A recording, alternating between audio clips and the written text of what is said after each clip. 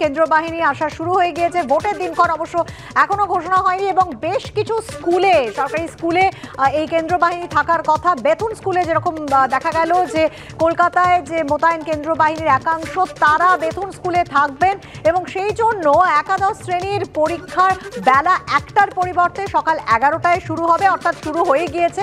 স্থগিত থাকবে অষ্টম শ্রেণী পর্যন্ত পঠন পাঠন।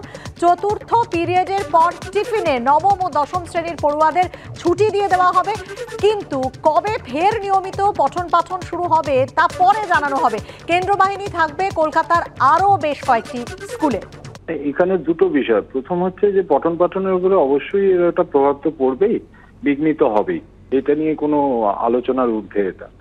দ্বিতীয় বিষয় হচ্ছে যে এই চয়নটা কিভাবে হলো, বা এরম কি কোনো বিষয় যে কেন্দ্রীয় বিদ্যালয়গুলো নেওয়া হয়েছে, সেন্ট্রাল বোর্ড অফ সেকেন্ডারি এডুকেশনের অন্তর্গত যে স্কুলগুলো সেগুলোও নেওয়া হচ্ছে, না শুধুমাত্র West Bengal board of secondary এডুকেশনের স্কুলগুলোকেই নেওয়া হচ্ছে, এটাও আমি জানি না।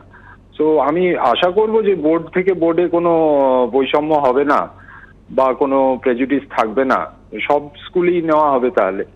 কারণ সবারই বাচ্চাদেরই পঠন পাঠন বিঘ্নিত হোক আমি চাই না, কিন্তু যদি সত্যি প্রয়োজন থাকে তাহলে নিশ্চয়ই সব রকম স্কুলেরই নেওয়া হচ্ছে, আমি আশা করব। লোকসভা ভোট ঘোষণার আগেই রাজ্যে কেন্দ্রীয় বাহিনী চলে এলো। মোট 100 কোম্পানি কেন্দ্রীয় বাহিনী আজ আসবে রাজ্যে।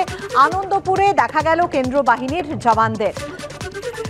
মোট 100 কোম্পানি কেন্দ্রীয় বাহিনী আজ আসবে। তার আগে এই 100 কোম্পানির মধ্যেই বেশ কয়েক কোম্পানি ইতিমধ্যেই এসে গিয়েছে এবং আনন্দপুরে দেখা গেল এই ছবি।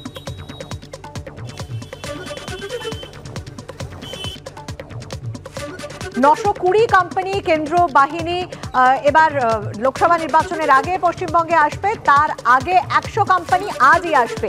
সেই 100 কোম্পানির মধ্যে কয়েক কোম্পানি এসে গেছে। আমাদের প্রতিনিধি সঞ্চয়ন মিত্র এই মুহূর্তে রয়েছে আমাদের সঙ্গে। সঞ্চয়, আনন্দপুরেও আমরা দেখতে পাচ্ছি যে কেন্দ্রীয় বাহিনীর জওয়ানরা তারা এসেছেন।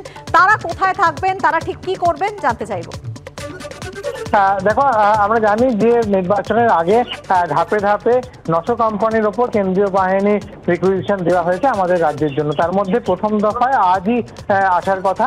প্রায় 100 কোম্পানি আজকে আসবে তেমনটাই জানা যাচ্ছে, কিন্তু এর মধ্যেই আমরা দেখলাম আনন্দপুর অঞ্চলে বেশ কিছু কেন্দ্রীয় বাহিনীর জওয়ান তারা ডিউটি জন্য এসেছেন। তারা বাইরের রাজ্য থেকে এসে পৌঁছেছেন এবং তারা ডিউটিতে যাবেন তেমনটাই জানা গেল। বিভিন্ন জায়গায় তাদের অ্যালোকেশন করা হচ্ছে।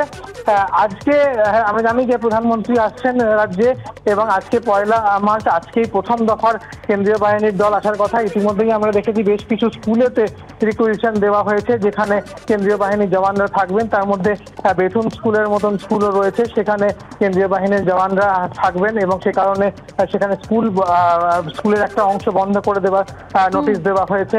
গতকালকেই স্কুলের তরফ থেকে জানা যাচ্ছে যে গতকালকেই সেই নোটিশ এসেছিল এবং সেই অনুসারে আজকে থেকে ক্লাস 8 পর্যন্ত ক্লাস বন্ধ করে দেওয়া হয়েছে। পরবর্তী কালে যতক্ষণে নতুন করে নোটিশ দেওয়া হচ্ছে ততদিন ক্লাস বন্ধ থাকবে। এভাবেই রাজ্যে ইতিমধ্যেই কেন্দ্রীয় বাহিনীর জওয়ানরা আসতে শুরু করেছেন ভোটের আগে। ধন্যবাদ সঞ্চয়ন।